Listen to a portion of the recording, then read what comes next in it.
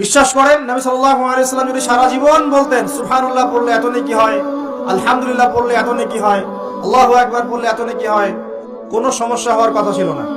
নবী সাল্লাল্লাহু আলাইহি ওয়াসাল্লামকে প্রস্তাব দেওয়া হচ্ছে, তুমি যে আল্লাহর ইবাদত করো সেই আল্লাহর ইবাদত আমরা করব, পাশাপাশি আমরা আমাদের লাত উজ্জা মানাতেরও ইবাদত করব। হবে কি? নবী সাল্লাল্লাহু আলাইহি ওয়াসাল্লাম বলছেন জি না, হবে না।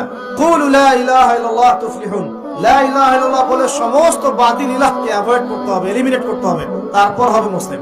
এখন আপনি 5 ওয়াক্ত নামাজও পড়বেন মাশাআল্লাহ, এদিকে সুদও খাবেন, আপনি রমজান মাসে সাওমও রাখবেন মাশাআল্লাহ, আপনি ঘুষও নেবেন, আপনি এদিকে দান সদকাও করবেন, আবার যাকাতও দিবেন না, এদিকে মাশাআল্লাহ আপনি তাহাজ্জুদ পড়বেন, পর্দা মানবেন না, হ্যাঁ, এদিকে আপনি তাসবিহ তাহলিল করছেন, হজ উমরা করছেন বছর বছর, এদিকে দুর্নীতিও করবেন, অন্যের সম্পদ আত্মসাৎও করবেন। এই লা ইলাহা ইল্লাল্লাহ তো আল্লাহর রাসূল শিখান নাই, শিখাইছেন না? উদখুলু ফিস সিলমি কাফা মানে কি? তোমরা পরিপূর্ণরূপে ইসলামে কি করো? প্রবেশ করো। এখন ইসলামে পরিপূর্ণ প্রবেশ মানে কি? নামাজও পড়বেন, সুদও খাবেন, আর এদিকে রোজাও রাখবেন, ঘুষও খাবেন, এদিকে হজ উমরা করবেন, বোনের সম্পত্তি মেরে খাবেন, এগুলো কি লা ইলাহা ইল্লাল্লাহ শিক্ষা?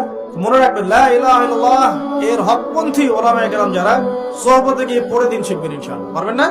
এটা চেনার জন্য আপনাকে এত কষ্ট করতে হবে না, এত কষ্টের প্রয়োজন নাই। খালি দেখবেন যে কাদের দাওয়াতে বাধা বিপত্তি নেমে আসে আর কাদের আসে না।